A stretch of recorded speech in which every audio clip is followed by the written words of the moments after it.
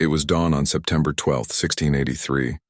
The walls of Vienna lay in ruins. Massive sections of stone fortification that had stood for centuries were now nothing more than piles of rubble and dust. The city had been under siege for 2 months, 60 days of relentless bombardment, constant assault, starvation, and death. Within the shattered fortifications, the exhausted defenders gazed at the horizon with a mixture of despair and hope. They had held on far longer than anyone thought possible. 15,000 soldiers and armed citizens against the largest invasion force Europe had ever seen. But they were at their breaking point. Food was almost gone. Ammunition was running low. The wounded lay in makeshift hospitals with no medicine to ease their pain. On the other side of those crumbling walls, the largest army the Ottoman Empire had ever assembled in Europe prepared for what they believed would be the final assault. 200,000 men armed to the teeth stretched across the landscape as far as the eye could see. Their cannons had reduced the city's defenses to rubble. Their siege tunnels had collapsed entire sections of wall. Their determination to finally conquer the jewel of Central Europe was absolute. Grand Vizier Kara Mustafa Pasha was confident. Victory seemed inevitable. His janissaries, the elite Ottoman infantry, were ready. His Sipahi cavalry was positioned. His artillery crews had their orders. Within hours, perhaps even minutes, the Ottoman flag would fly over Vienna. The gateway to Western Europe would be open. Nothing would stop the Sultan's armies from marching on Germany, France, and beyond. But something was about to happen that would completely change the course of European history. Something that Kara Mustafa, for all his military experience and confidence, had not anticipated. Something that was, at that very moment, approaching from the hills to the north. A secret weapon was coming. A force so powerful, so devastating, that it would turn what should have been the greatest Ottoman victory into one of the most catastrophic defeats any empire had ever suffered. This weapon would break the back of Ottoman expansion. It would save Vienna, save Austria, and arguably save Western European civilization as we know it, and the Ottomans had no idea what was coming. To understand what made the Battle of Vienna so significant, we need to go back and understand just how dominant the Ottoman Empire was in 1683. This wasn't just another powerful kingdom. This was a superpower that had been expanding for over 2 centuries, conquering territory on 3 continents and striking fear into the hearts of European monarchs since the fall of Constantinople in 1453, that legendary siege where the Ottomans brought down the last remnant of the Roman Empire, the Sultans. Armies had been virtually unstoppable. They controlled the Middle East, North Africa, and the entire Balkan Peninsula. They had pushed deep into Central Europe, conquering Hungary and threatening Austria itself. Every Ottoman sultan dreamed of taking Vienna. The city wasn't just another conquest, it was a symbol. Vienna was considered the gateway to the heart of Western Europe. It was the capital of the Habsburg Empire, one of the few Christian powers still standing against Ottoman expansion. If Vienna fell, the psychological and strategic consequences would be catastrophic. The road to Germany would be open. France would be threatened. The entire balance of power in Europe would shift. The Habsburg Empire, which controlled Austria and much of Central Europe, was in a desperate position by the early 1680s. Emperor Leopold faced threats from every direction. To the west, King Louis XIV of France, the Sun King, was constantly pressing Habsburg borders, trying to expand French territory. To the north, Protestant German princes distrusted the Catholic Austrian emperor and were reluctant to help him. And to the south and east, Ottoman power grew with each passing year. In 1681, the situation became critical. A Hungarian revolt against Habsburg rule gave the Ottomans the perfect excuse to intervene. Sultan Mehmed IV decided it was finally time to conquer Vienna, once and for all. He appointed his ambitious Grand Vizier, Kara Mustafa Pasha, to lead the campaign. Kara Mustafa was a man consumed by 2 things: glory and wealth. He saw the conquest of Vienna not just as a military victory, but as an opportunity to amass unimaginable treasures. European cities were rich, their churches filled with gold and silver, their nobles possessing vast wealth. Taking Vienna would make him one of the richest men in the world, while also securing his place in history as the conqueror of Christianity's greatest fortress. He began assembling an army unlike anything Europe had seen in generations. The call went out across the Ottoman Empire, and 200,000 men answered. This wasn't just an army. It was a migration of warriors, a flood of military power that seemed unstoppable. At the core were the Janissaries, 20,000 elite infantry troops. These were not ordinary soldiers.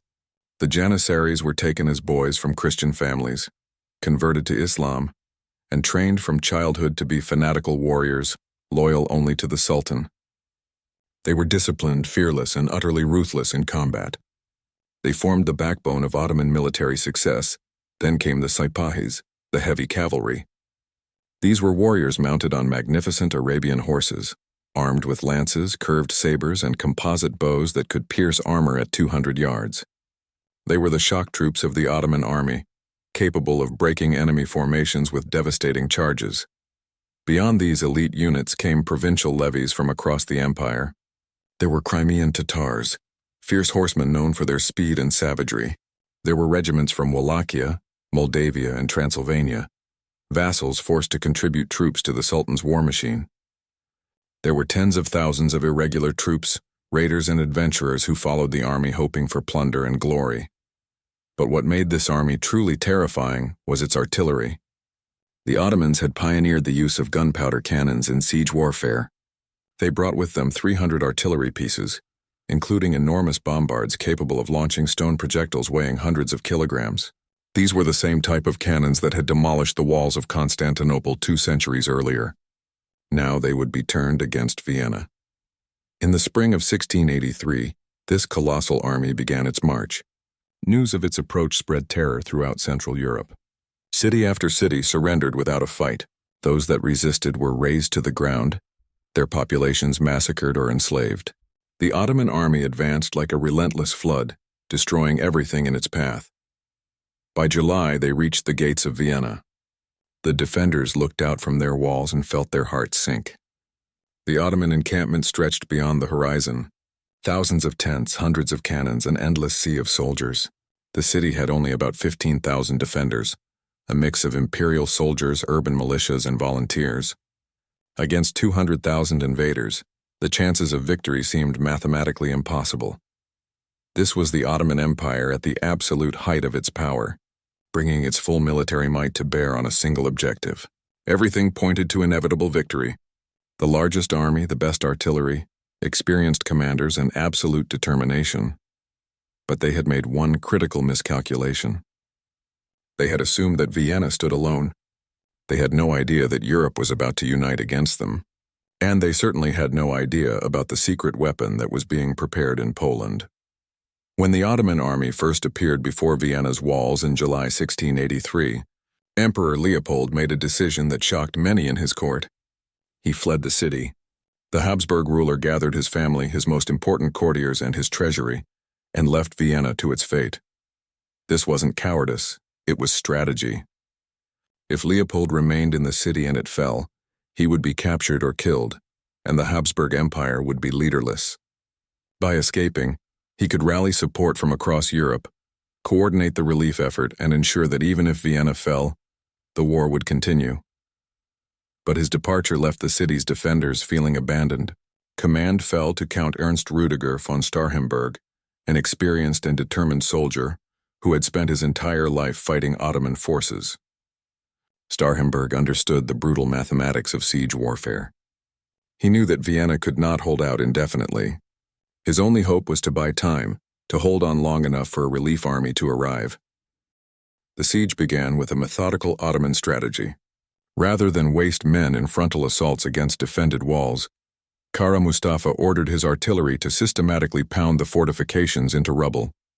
Every day, hundreds of cannonballs slammed into Vienna's walls. The bombardment was constant, giving defenders no rest, wearing down both stone and human spirit. But the cannons were only part of the Ottoman siege strategy. Below ground, Ottoman engineers were executing one of the most terrifying siege tactics ever devised. They were digging tunnels beneath Vienna's walls. Teams of miners worked in shifts, excavating passages that extended dozens of meters underground, heading straight for the foundations of the city's fortifications. When a tunnel reached its target point directly beneath a section of wall, the Ottomans would pack the chamber with barrels of gunpowder, sometimes thousands of kilograms, and detonate it. The explosion would collapse the wall from below, creating a breach that assault troops could pour through. The defenders lived in constant fear of these mines. They could sometimes hear the digging beneath them, the scrape of tools on stone, the muffled voices of Ottoman miners. Starhemberg ordered countermining operations. His own engineers dug tunnels trying to intercept the Ottoman shafts, leading to bizarre underground battles fought in darkness with picks and knives. When an Ottoman mine did explode, the result was catastrophic. Entire sections of wall would suddenly collapse in clouds of dust and smoke. Buildings near the fortifications would be destroyed. Defenders would be buried alive. And then came the assault. Ottoman soldiers would rush forward trying to exploit the breach before it could be plugged. Every day there were assaults. Brutal hand-to-hand combat in the ruins of the walls. The defenders repelled each attack but at a terrible cost. Casualties mounted. The city's hospitals overflowed with wounded men. Surgeons worked without anesthesia or proper medical supplies, amputating shattered limbs, trying desperately to save lives with medieval techniques. As the weeks passed, the situation inside Vienna became increasingly desperate. Food was running low. Starhemberg had ordered strict rationing from the beginning, but supplies that were meant to last 2 months were nearly exhausted. Citizens were eating horses, dogs, rats, anything they could find. Disease spread through the crowded city. Dysentery, typhus, and cholera killed as many people as Ottoman cannonballs. Ammunition was another critical problem. The defenders fired thousands of musket balls and cannon shot every day. Starhemberg ordered citizens to collect every piece of metal in the city that could be melted down and reformed into projectiles. Church bells, cooking pots, decorative metalwork, everything was sacrificed to the war effort. Inside the city, civilians and soldiers alike were dying of hunger and disease. Some spoke of surrender. Whispers circulated through the streets. Perhaps it would be better to surrender now, negotiate terms, save what could be saved. But Starhemberg refused to give up. He knew that relief was coming. He just needed to hold on a little longer. Every night he climbed the crumbling walls and looked west, searching for signs of a relief army. He strained his eyes looking for campfires on distant hills, for any indication that help was approaching. And every night he saw only darkness and the fires of the Ottoman camp stretching as far as the eye could see. By early September, Vienna had been under siege for 2 months. The walls were in ruins. Multiple breaches had been blown in the fortifications. The garrison was exhausted, starving, and running out of ammunition. Another week, perhaps 2 at most, and the city would fall. On the Ottoman side, Kara Mustafa was growing impatient. The siege was lasting much longer than he had planned. He had expected Vienna to fall within weeks. Now months had passed and the city still held out. His men were growing restless. Supplies were becoming an issue even for his massive army, and reports were arriving that a relief army was forming to the north. But Kara Mustafa remained confident. He had 200,000 men. Even if a relief army arrived, he could easily divide his forces, keeping half to continue the siege while using the other half to destroy the relief forces. He had faced European armies before and crushed them. Why should this time be any different? He had made a crucial mistake, however. He completely underestimated the size and composition of the force coming to Vienna's rescue. He had no idea that the relief army included something unprecedented, something that would change everything. Every day, Starhemberg's sentries watched the horizon with desperate hope, and finally on September 8th they saw it, fires on the distant hills to the northwest. Not Ottoman fires, different, organized, moving. The relief army had arrived. Inside Vienna, the news spread like wildfire. Church bells rang, the few that hadn't been melted down for ammunition. Citizens wept with relief. Soldiers who had been ready to collapse found new strength. They just had to hold on a few more days. Help was here, but would it be enough?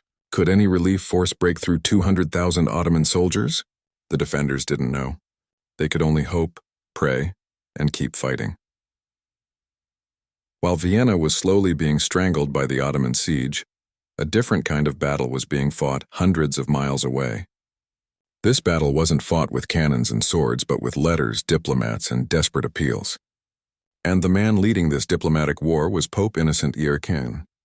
The Pope saw the siege of Vienna not just as a political crisis, but as an existential threat to Christianity itself. If Vienna fell, the Ottoman Empire would dominate Central Europe. The Protestant German states would be isolated. The Catholic Habsburg Empire would be crippled. The balance of power that had maintained European independence would be shattered. But convincing Europe to unite against this threat was incredibly difficult. Europe in 1683 was fragmented by deep divisions. Catholics and Protestants had been massacring each other for over a century in the wars of religion. The German states were a patchwork of competing principalities that spent more time fighting each other than cooperating. France, under Louis XIV, was actually allied with the Ottomans against the Habsburgs because of European power politics. Pope Innocent XIII began a frantic diplomatic campaign. He sent emissaries to every Catholic court in Europe. He wrote personal letters to kings and princes. He offered money, religious dispensations, promises of political support, anything that might convince them to come to Vienna's aid. His message was simple but powerful. If Vienna falls, all of Christendom will be in danger. This is not just Austria's war. This is everyone's war. Slowly, his message began to resonate. The first to respond was John Sobieski, the King of Poland. And this is where our story's hero enters. John Sobieski was one of the greatest military commanders of his time. Born in 1629 into Polish nobility, he had spent his entire life fighting. As a young man, he fought against Swedish invaders during the Deluge, the devastating war that nearly destroyed Poland. Then he turned his attention east, where he spent decades battling Ottoman forces and their Crimean Tatar allies in the Ukrainian steppes. Sobieski understood the Ottomans better than almost any European commander. He knew their tactics, their strengths, and their weaknesses. He had fought them in dozens of battles and had learned to respect their military capabilities, while also understanding how to defeat them. Most importantly, he was unafraid of them. While other European commanders were intimidated by Ottoman military reputation, Sobieski saw them as a solvable tactical problem. When the Pope's call for help reached Poland, Sobieski saw an opportunity, not just to save Christendom, but to cover Poland with glory and secure Polish influence in European affairs. He immediately began mobilizing his army. And this is where the secret weapon enters our story. The Polish army possessed something no other European army had in such quantity or quality: heavy cavalry known as the Winged Hussars. These units were the elite of the elite, warriors who had evolved over centuries of constant warfare on Europe's eastern borders. Sobieski began assembling the largest force of Winged Hussars ever gathered in one place. He sent word throughout Poland, calling every Hussar regiment to join him. From noble estates across the kingdom, these elite warriors answered the call. By August, he had assembled an army of 30,000 men, including 18,000 heavy cavalry, the core of which were the legendary Winged Hussars. But Sobieski wasn't coming alone. Responding to the Pope's appeals, German princes began contributing troops. Charles V, Duke of Lorraine, brought an imperial army of 20,000 men. He had been fighting the Ottomans all summer, conducting a guerrilla campaign to slow their advance toward Vienna. Now he would join the main relief force. John George III, Elector of Saxony, sent troops despite being Protestant. The Ottoman threat transcended religious divisions. Maximilian II, Emmanuel, Elector of Bavaria, came with Bavarian regiments. Even small German principalities sent what they could. A few hundred men here, a regiment there. Every contribution mattered. By early September, these forces had gathered in the hills north of Vienna. The relief army totaled about 70,000 men. This was less than half the size of the Ottoman force, but it was united by a common purpose and led by one of Europe's greatest commanders. The army was diverse. There were Polish cavalry and German infantry, Austrian veterans and Bavarian recruits, Saxon gunners and Lorraine scouts. They spoke different languages, followed different military traditions, and had different reasons for being there. But they all understood what was at stake. On September 8th, the relief army began its final march toward Vienna. They moved through the Vienna woods, rugged forested terrain that made progress slow and difficult. The forest provided cover, preventing the Ottomans from seeing exactly where they were or how strong they were.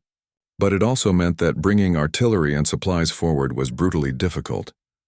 The Ottomans knew a relief force was coming, but due to the terrain, they couldn't determine its exact size or composition. Kara Mustafa faced a critical decision. Should he lift the siege and move his entire army into a defensive position to face the relief force? Or should he divide his forces, keeping part of the army besieging Vienna while using the rest to block the relief attempt? He made his second crucial mistake. He decided to divide his forces. He kept most of his army occupied with the siege and sent only a blocking force to deal with what he assumed was a relatively small relief army. This decision would prove catastrophic. As the relief army emerged from the Vienna woods and took position on the heights north of the city, both sides could finally see each other clearly. On the Ottoman side, there was confusion and growing concern. The relief army was much larger than expected, and on the right flank, gleaming in the afternoon sun of September 11th, were ranks upon ranks of armored cavalry. Wings rose from their backs, their lances pointed skyward like a steel forest. 18,000 heavy horsemen, the largest elite cavalry force assembled in a single place since the Crusades. The secret weapon had arrived. Now we finally reveal the secret weapon that would change everything. The Polish Winged Hussars. But to understand why they were so devastating, we need to understand exactly what made them different from every other cavalry force in Europe. The Winged Hussars were not just ordinary cavalry. They were the result of centuries of military evolution, refined through constant warfare on Europe's eastern frontier, where Polish forces faced enemies ranging from Tatar raiders to Ottoman armies to Russian invaders. Each Winged Hussar was a Polish nobleman, a member of the warrior aristocracy known as the Szlachta. In Polish society, nobility wasn't rare. Roughly 10% of the population were nobles, but true Winged Hussars came from the elite of this class. These were families with military traditions going back generations, families that had produced warriors for centuries. Training began in childhood. A noble boy destined to become a hussar learned to ride before he could walk properly. By age 5, he was on horseback daily. By age 10, he was learning weapon techniques. By 15, he was practicing lance charges and formation riding. By 20, a Winged Hussar was a mounted killing machine with 15 years of intensive training. But what made the Hussars truly unique was their equipment. This wasn't standard European cavalry gear. Every piece was specifically designed and refined over decades of battlefield experience.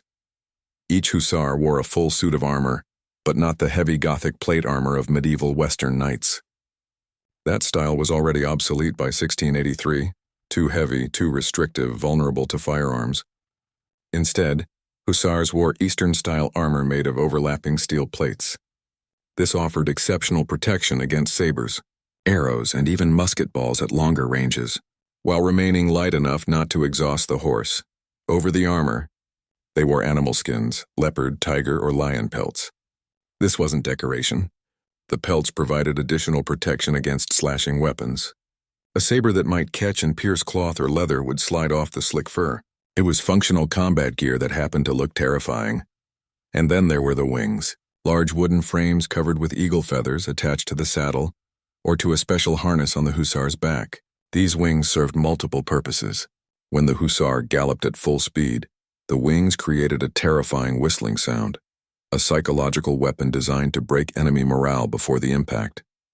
The wings also made the hussar appear larger, more imposing, almost supernatural, and practically, they provided some protection against lasso attacks, a common Tatar tactic. The Winged Hussar's primary weapon was the kopia, a hollow wooden lance approximately 6 meters long. This wasn't like Western European lances. Western knights held their lances tucked firmly under the arm, using the horse's momentum to drive the point forward in a single, devastating collision. The lance would shatter on impact, and the knight would draw his sword for close combat. The kopia worked differently. It was held balanced in the hand, allowing the rider to use it more like a long thrusting pike.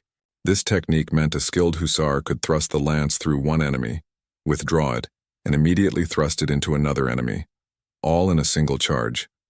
The kopia could be used multiple times before breaking, making each hussar far more deadly than a Western knight with a single-use lance. When the lance finally did break, the hussar had backup weapons. Each carried multiple sabers, razor-sharp curved swords capable of severing a limb or head with a single blow. They also carried war hammers for dealing with heavily armored opponents, and many carried pistols or carbines for ranged combat, though firearms were considered secondary weapons. But the Hussars' true strength wasn't in their equipment or individual training. It was in their discipline and tactics. This is what separated them from virtually every other cavalry force in the world. Most cavalry of the era, Ottoman Sipahis, French cavalry, even other European heavy cavalry, charged in relatively disorderly formations. Individual warriors would race forward seeking personal glory, resulting in a chaotic melee that often accomplished little strategic value. The Winged Hussars attacked in perfect formation. They charged in tight ranks, knee to knee, maintaining formation discipline even at full gallop. They attacked in successive waves. The first line struck the enemy like a hammer, breaking the formation with their lances. Then, before the enemy could recover, the second line passed through the gaps, exploiting the breaches. Then the third line, then the fourth. It was a perfectly coordinated killing machine. Each wave amplified the damage of the previous one. Each charge was timed to maximize psychological and physical destruction. The Hussars could destroy entire armies in minutes using this tactic. The Ottomans had heard of the Hussars, of course. Polish cavalry had fought Ottoman forces before, but they had never faced the Winged Hussars in their full power, 18,000 of them charging down a mountain in perfect formation over ideal terrain. They had absolutely no idea what was coming. Let's talk about numbers for a moment to understand the scale. 18,000 heavy cavalry was an enormous force. For comparison, at the Battle of Waterloo over a century later, one of history's most famous battles, Napoleon had only about 15,000 cavalry in total, including light cavalry, dragoons, and heavy cuirassiers. The Polish force at Vienna was larger than that and composed entirely of elite heavy cavalry. In medieval battles, a few hundred heavy cavalry could turn the tide of battle. A charge by 200 or 300 armored knights could break an infantry formation and cause an army to rout. At Vienna, there were 18,000 of these warriors, all elite, all with identical training, all moving as one unified force. This wasn't just a cavalry unit. This was a strategic weapon, the equivalent of a panzer division or a modern armored brigade. Nothing in the Ottoman military experience had prepared them for what was about to happen. Sobieski had spent his entire military career perfecting the use of heavy cavalry. He understood better than any commander in Europe exactly how to employ this weapon for maximum effect. He knew the terrain they needed, the timing that was required, the formation discipline that was essential, and as he looked down from Kahlenberg Hill on the evening of September 11th, he knew that everything was perfect. The terrain sloped down in a long, relatively gentle grade toward the Ottoman lines, perfect for building cavalry speed without losing control. The ground was firm enough for horses to gallop at full speed without sinking. There were no major obstacles, no hedges or ditches that would break up the formation. The Ottomans were positioned on low ground with their backs to the Danube River, giving them nowhere to retreat. It was the ideal tactical situation. Sobieski gave the order they would attack at dawn, and when they did, they would unleash the most devastating cavalry charge in military history. The night of September 11th to 12th, 1683, was filled with tension. Both sides knew that the next day would be decisive. The fate of Vienna, perhaps of all Europe, would be determined in the battle to come.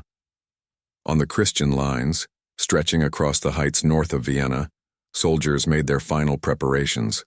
Priests moved through the camps hearing confessions and blessing the men.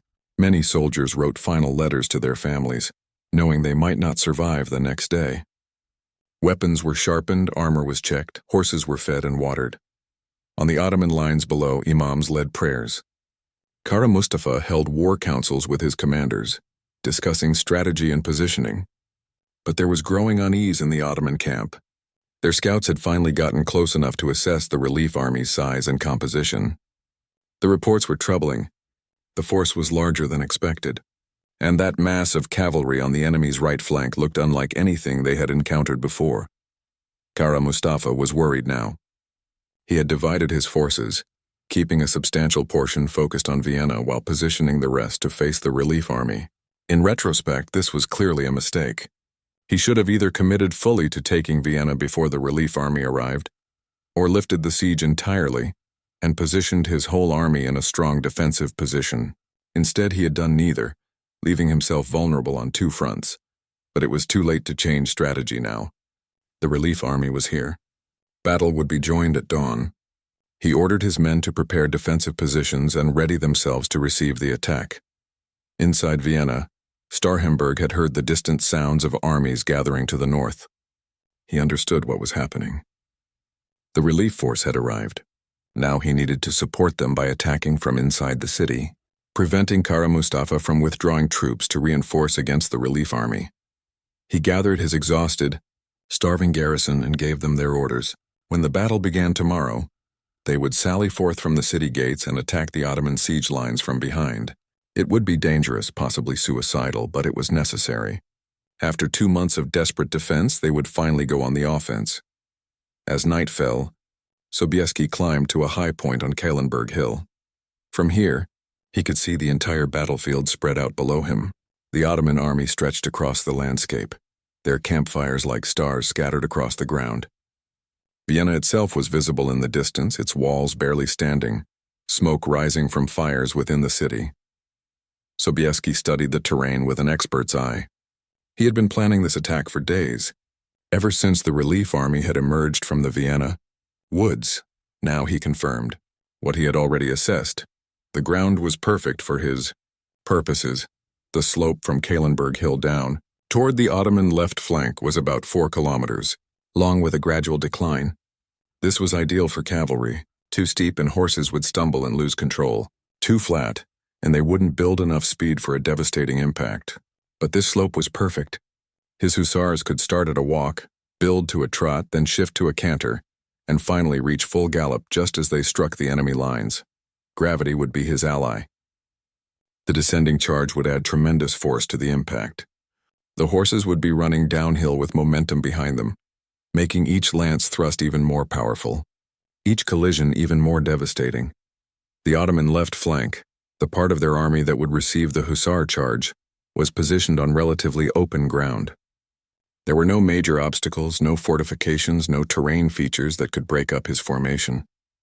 Once his hussars built speed, nothing would stop them until they crashed into the Ottoman lines. And behind the Ottomans was the Danube River. If their line broke, they would be trapped against the river with no escape route. This was a catastrophic defensive position, but Kara Mustafa had chosen it because it allowed him to keep one arm of his army focused on Vienna, while facing the relief force with the other. It was a fatal compromise. Sobieski divided his forces strategically. The German and Austrian troops under the Duke of Lorraine would form the center and left of the attack. They would advance first, engaging the Ottoman center and right, fixing them in place and preventing them from reinforcing the left flank. Meanwhile, Sobieski would hold his cavalry, especially his precious winged hussars, in reserve on the right.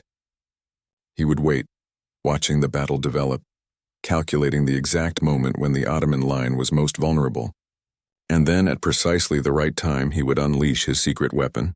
This required enormous discipline and patience. Every warrior wants to fight. Sitting in reserve while comrades are dying in battle is psychologically difficult, but Sobieski understood tactical timing better than perhaps any commander of his era. He knew that charging too early, before the enemy was committed and vulnerable, would waste his greatest asset. He had to wait for the perfect moment. His commanders understood this too. The hussar regiments were positioned on the right flank, visible to the Ottoman forces below. The sight of them alone was psychological warfare. Ottoman soldiers looking up at those ranks of winged cavalry felt fear stirring in their chests. As the night wore on, both sides tried to rest, knowing that the morning would bring blood and death on a massive scale. Few slept well. In the Ottoman camp, soldiers checked their weapons and wondered what those winged horsemen on the hilltop would be like to face in battle. In the Christian camp, men prayed and thought of home. Sobieski spent much of the night in prayer. He was deeply religious and saw this battle not just as a military campaign but as a holy war. Before the charge, he would kneel and pray for divine protection. For him and his men, they were not just fighting for Vienna or for Poland. They were fighting for Christianity itself. The hours crept by slowly. Midnight passed. The early morning hours dragged. Soldiers shivered in the cold air, waiting for dawn. And then finally the eastern horizon began to lighten. The sun was rising on September 12, 1683. The day of destiny had arrived. Dawn broke cold and foggy on September 12th. At first light, the relief army began to move. The moment everyone had been waiting for had arrived. The Germans and Austrians in the center and left began their advance at 8 in the morning. Infantry regiments marched down from the hills in formation. Cavalry units moved to protect their flanks. Artillery crews prepared their cannons, positioning them to provide covering fire. The Ottomans responded immediately. Their artillery, which had been pounding Vienna for 2 months, was rapidly repositioned to face this new threat. Cannonballs began to fly. The roar of artillery echoed across the battlefield. The battle had begun. The German and Austrian forces advanced methodically. They knew their role was to fix the Ottoman center and right in place, to prevent Kara Mustafa from shifting troops to reinforce against the coming cavalry assault. It was bloody, difficult work. Ottoman Janissaries were elite troops who fought with discipline and courage. They held their defensive positions, firing muskets in coordinated volleys, launching counterattacks against the advancing Christians. Meanwhile, inside Vienna, Starhemberg gave his order. The city gates opened and the garrison streamed out. Thousands of desperate, starving, exhausted men who found the strength to attack one more time. They fell on the Ottoman siege lines from behind, attacking the soldiers who had been tormenting them for 2 months. The fighting was savage, close-quarters combat with no quarter given. Kara Mustafa now found himself fighting on 2 fronts simultaneously, exactly the situation he had tried to avoid. His carefully laid plans were unraveling.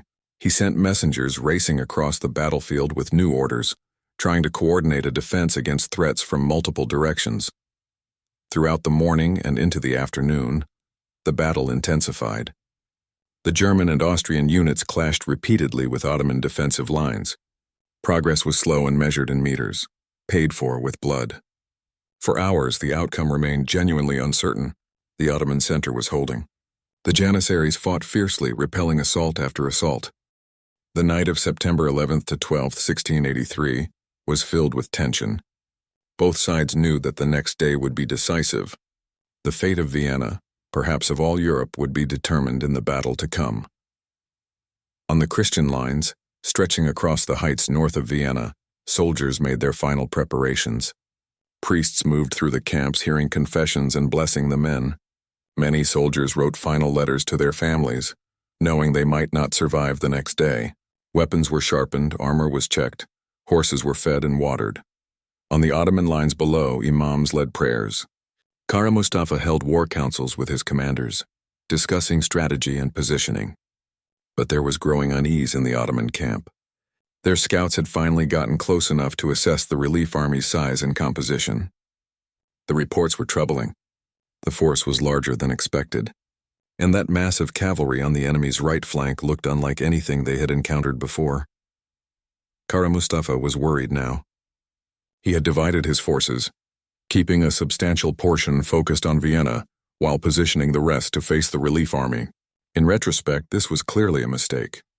He should have either committed fully to taking Vienna before the relief army arrived, or lifted the siege entirely and positioned his whole army in a strong defensive position. Instead, he had done neither, leaving himself vulnerable on 2 fronts. But it was too late to change strategy now. The relief army was here. Battle would be joined at dawn. He ordered his men to prepare defensive positions and ready themselves to receive the attack. Inside Vienna, Starhemberg had heard the distant sounds of armies gathering to the north. He understood what was happening. The relief force had arrived. Now he needed to support them by attacking from inside the city, preventing Kara Mustafa from withdrawing troops to reinforce against the relief army. He gathered his exhausted, starving garrison and gave them their orders. When the battle began tomorrow, they would sally forth from the city gates and attack the Ottoman siege lines from behind. It would be dangerous, possibly suicidal, but it was necessary. After 2 months of desperate defense, they would finally go on the offense. As night fell, Sobieski climbed to a high point on Kahlenberg Hill.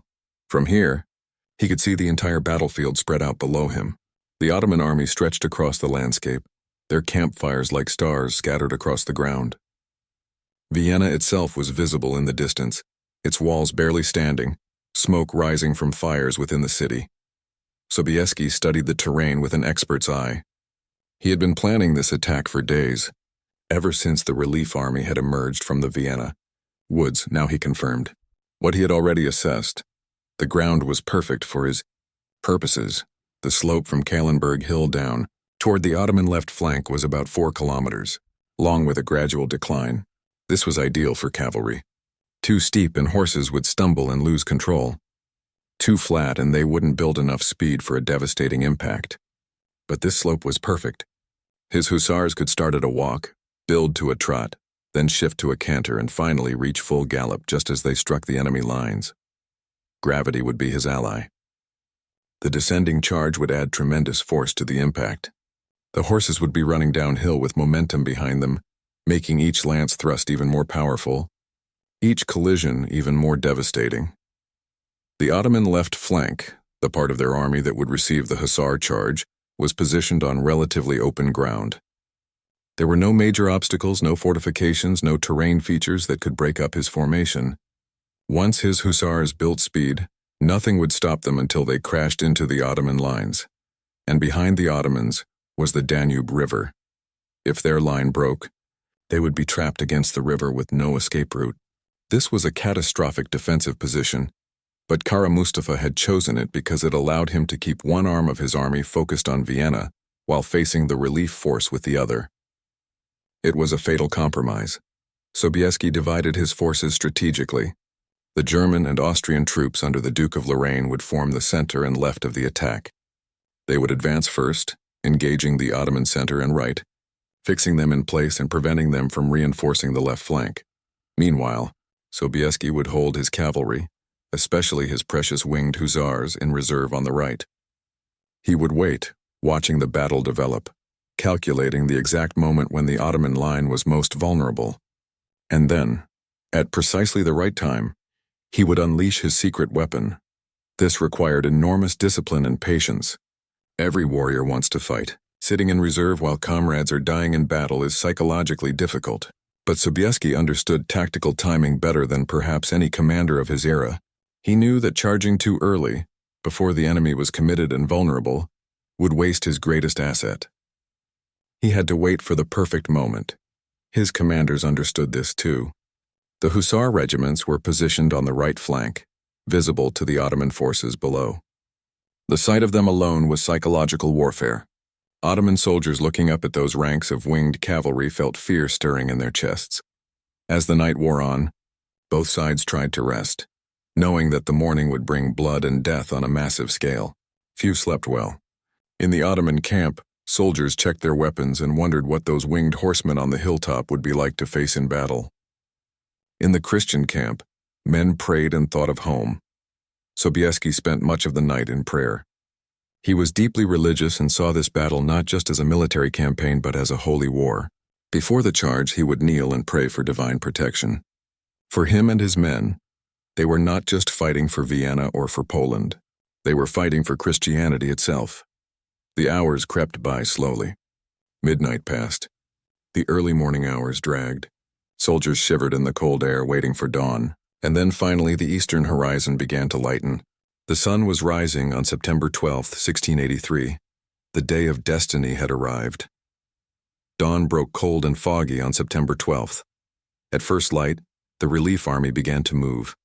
The moment everyone had been waiting for had arrived. The Germans and Austrians in the center and left began their advance at 8 in the morning. Infantry regiments marched down from the hills in formation. Cavalry units moved to protect their flanks. Artillery crews prepared their cannons, positioning them to provide covering fire. The Ottomans responded immediately. Their artillery, which had been pounding Vienna for 2 months, was rapidly repositioned to face this new threat. Cannonballs began to fly. The roar of artillery echoed across the battlefield. The battle had begun. The German and Austrian forces advanced methodically. They knew their role was to fix the Ottoman center and right in place, to prevent Kara Mustafa from shifting troops to reinforce against the coming cavalry assault. It was bloody, difficult work.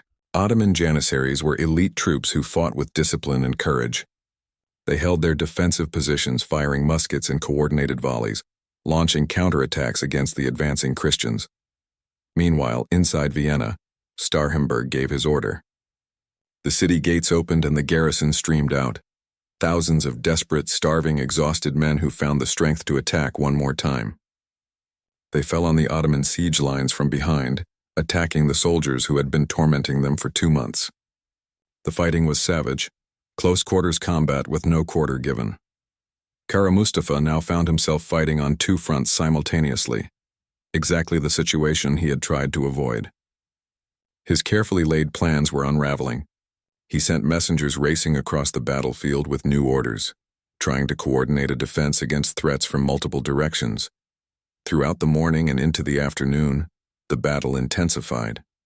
The German and Austrian units clashed repeatedly with Ottoman defensive lines. Progress was slow and measured in meters, paid for with blood. For hours the outcome remained genuinely uncertain. The Ottoman center was holding. The Janissaries fought fiercely, repelling assault after assault. If the Ottomans could hold until nightfall, they could reorganize, bring up reserves, and continue the battle the next day. They might even still win. Everything hung in the balance, and on the right flank, John Sobieski waited. He sat on his horse at the head of his hussar regiments, watching the battle unfold before him. He was calculating, analyzing, waiting for the exact right moment. His commanders grew restless. Some suggested charging immediately, but Sobieski held firm. Not yet. Not yet. He was waiting for specific conditions. He needed the Ottoman center to be fully engaged, their reserves committed, their attention divided. He needed the Ottoman left flank, the part of the army directly below his position, to show signs of stress. He needed the sun to be in the right position, so it would be in the Ottomans' eyes as they looked up at the charging cavalry. Every detail mattered. Around 3 o'clock in the afternoon, Sobieski saw what he was looking for. The Ottoman center was fully engaged in brutal combat with the German forces. Their reserves had been committed to stopping the Austrian advance. And the Ottoman left flank was beginning to falter under sustained pressure. Troops were being pulled from the left to reinforce the center, creating weak points in their defensive line. The moment had arrived. Sobieski gave the order. Trumpets sounded across the Polish position. 18,000 horsemen began to move, checking their equipment one final time. They formed into lines, regiment after regiment, stretching over a mile wide. It was the largest cavalry formation assembled in Europe in over a century, perhaps ever. Sobieski rode along the formation, inspecting his men. He looked into their eyes. These were the finest warriors Poland had ever produced, and they were about to face the test of their lives. Then he took his position at the very front of the first line. The King of Poland would personally lead the charge.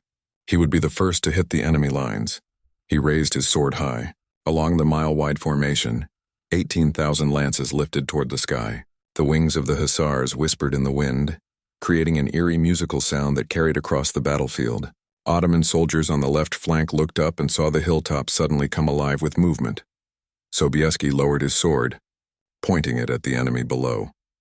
18,000 horsemen began to move, first at a walk.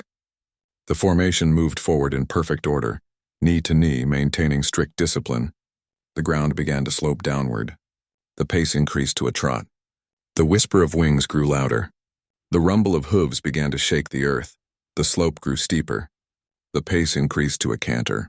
Now the ground truly shook. 60,000 hooves pounding against the earth created a sound like continuous thunder. The wings created a roaring whistle that grew louder with each second. And then, as the slope reached its optimal angle, the formation reached full gallop. 18,000 horses running at maximum speed. 18,000 armored warriors with lances lowered. The sound was overwhelming, like a storm, like an earthquake, like the end of the world. The Ottomans on the left flank looked up and saw an avalanche of steel and fury descending upon them. The sight was beyond anything they had experienced in their military careers. The ground shook so hard that men lost their footing. The sound was deafening. The visual image of that mass of armored horsemen with wings spread, charging down the mountainside at full speed, was utterly terrifying. Many Ottoman soldiers simply broke and ran before the impact even occurred. Their instincts overwhelmed their discipline. They threw down their weapons and fled, seeking any escape from what was coming. But most had nowhere to run. The Danube was at their backs. The only direction to flee was into their own troops, spreading panic. Those who remained in position, who tried to stand and fight, faced hell on earth. The first line of hussars struck the Ottoman left flank like a meteor impact. 6-meter lances driven by horses running at 40 kilometers per hour. down a slope pierced through armor, through bodies, through shields, sometimes through multiple men in a single thrust. The force of impact was devastating. Men were simply swept away, trampled, crushed. Horses crashed through infantry formations like they weren't there. The hollow copious thrust through enemies withdrew, thrust again. Sabers flashed in the afternoon sun, severing heads and limbs. The hussars were killing machines in perfect formation, and there was nothing the Ottoman infantry could do to stop them. And before the Ottoman left flank could even begin to respond or regroup, the second line of hussars swept past the first, widening the breach. Then the third line, then the fourth. Wave after wave of armored cavalry, each charge more devastating than the last, each wave exploiting the gaps created by the previous one. Within minutes, not hours, minutes, the entire Ottoman left flank had been annihilated. 10,000 men killed, wounded, or scattered in less than a quarter of an hour. It was complete and utter destruction, but the hussars didn't stop. This was the crucial difference between them and other cavalry. Most cavalry would stop after the initial charge to regroup, becoming vulnerable to counterattack. The hussars maintained momentum. They wheeled inward, their formation still intact, and attacked the Ottoman center from the flank and rear. Panic spread through the Ottoman army like wildfire. Units that had been fighting courageously all day suddenly found themselves attacked from directions they hadn't prepared for. The psychological impact was crushing. They were fighting to the front, fighting to the rear toward Vienna, and now cavalry was crashing into their flanks. The Ottoman center began to shatter. First in small groups, then in entire units, Ottoman soldiers broke and ran. Officers tried to maintain order, but it was futile. The panic was contagious. Men who had been brave warriors minutes before were now desperate to escape, to survive, to get away from those terrifying winged demons cutting through their ranks.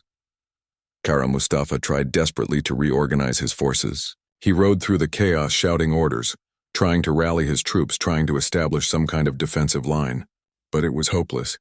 His army was in complete disintegration. The careful formations had dissolved into a terrified mob. He finally gave the order to retreat. But the order came too late. His best units, the Janissaries, the Sipahis, were surrounded and being systematically destroyed. His artillery was being captured. His camp, filled with the treasures he had looted during his march through Hungary, was being overrun by Christian soldiers hungry for revenge and plunder. The battle turned into a slaughter. Ottoman soldiers ran in every direction seeking escape, but there was nowhere to go. Behind them was the Danube, a major river that couldn't be quickly crossed. Ahead and to the sides were enemy forces. The hussars rode through the fleeing Ottoman army like reapers through wheat, cutting down anyone they caught. Some Ottomans tried to surrender. In the chaos, some were accepted as prisoners, but many were simply killed where they stood. After 2 months of watching Vienna suffer, after seeing civilians starve and walls pounded to rubble, the Christian soldiers were in no mood for mercy.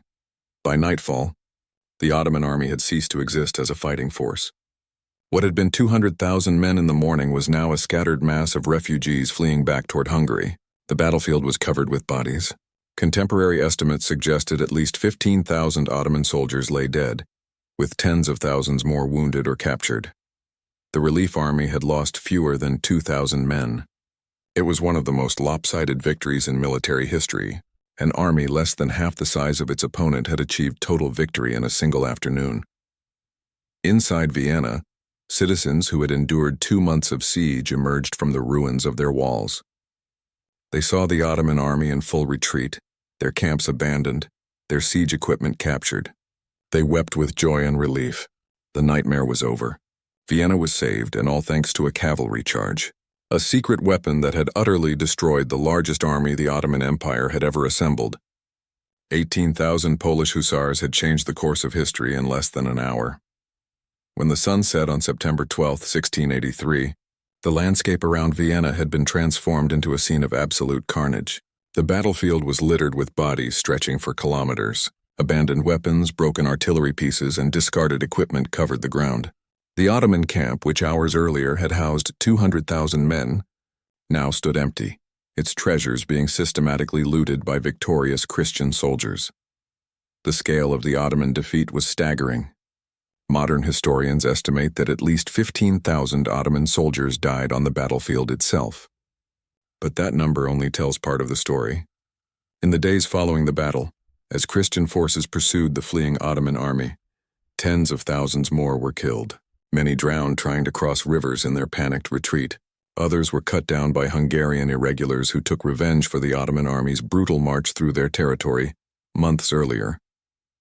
For the relief army, casualties were remarkably light. Fewer than 2,000 men had been killed in the battle. The Austrians and Germans who had engaged the Ottoman center throughout the day had taken the heaviest losses. The Polish cavalry, which had delivered the decisive blow, suffered relatively minimal casualties. Their charge had been so devastating, so overwhelming, that the enemy never had a chance to mount an effective counterattack. The disparity in casualties, roughly 15,000 Ottoman dead versus 2,000 Christian dead, made this one of the most lopsided major battles in European history. It rivaled or exceeded famous one-sided victories like Agincourt or Cannae in terms of the kill ratio achieved. Inside Vienna, the joy was indescribable. Citizens who had been facing slow death by starvation or sudden death from Ottoman mines and artillery now found themselves saved. When Sobieski entered the city the next day, crowds lined the streets weeping and cheering. People reached out to touch him, to touch his horse as if he were a saint rather than a mortal man. The city itself was in ruins.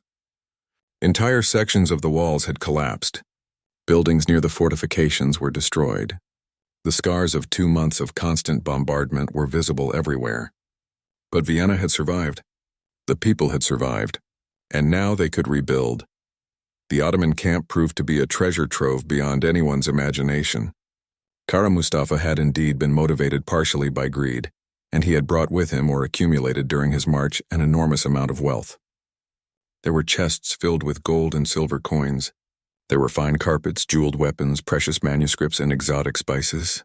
The looters found camels, Arabian horses, and even an ostrich, exotic animals the Ottomans had brought for display. Most significantly for European culture, they found vast quantities of coffee beans. The Ottomans were heavy coffee consumers, and the siege camp had contained supplies for an army that expected to be there for months. Christian soldiers, unfamiliar with coffee, initially didn't know what to make of these strange beans. But enterprising individuals soon recognized their value and claimed them as spoils of war. The artillery captured was equally significant. 300 Ottoman cannons fell into Christian hands, including the massive bombards that had terrorized Vienna. These weapons would be turned against the Ottomans in the wars to come. The military balance of power in Central Europe had shifted dramatically in a single day. For Kara Mustafa personally, the consequences were fatal. He fled the battlefield and managed to escape back to Ottoman territory, but he couldn't escape the Sultan's wrath. Sultan Mehmed IV was furious at the catastrophic defeat. The entire campaign, the largest military effort the Ottoman Empire had mounted in decades, had ended in complete disaster. In December 1683, 3 months after the battle, Kara Mustafa was executed on the Sultan's orders. The method was strangulation with a silk cord, the traditional execution method for high-ranking Ottoman officials. His head was delivered to the Sultan as proof of the deed. His vast personal fortune, accumulated through years of corruption and looting, was confiscated by the state. But Kara Mustafa's death did nothing to reverse the consequences of the defeat. The myth of Ottoman invincibility had been shattered. For generations, European states had viewed the Ottoman military as nearly unstoppable. They had paid tribute to avoid conflict, surrendered cities without fighting, and generally treated Ottoman power with deep respect bordering on fear. Now that fear was broken. Vienna had held. The relief army had won. The Ottoman military machine could be defeated. This psychological shift was as important as the military defeat itself. Within the Ottoman Empire, the failure sparked political unrest. Different factions blamed each other for the disaster. The Janissaries, who had failed to stop the Polish Hussars, were scapegoated. Their privileged position in Ottoman society began to erode. The entire military system came under scrutiny, with reformers arguing that Ottoman tactics and equipment needed to be modernized. For the Habsburg Empire, Vienna's salvation marked the beginning of a golden age. With the Ottoman threat averted, Emperor Leopold could focus on consolidating his power.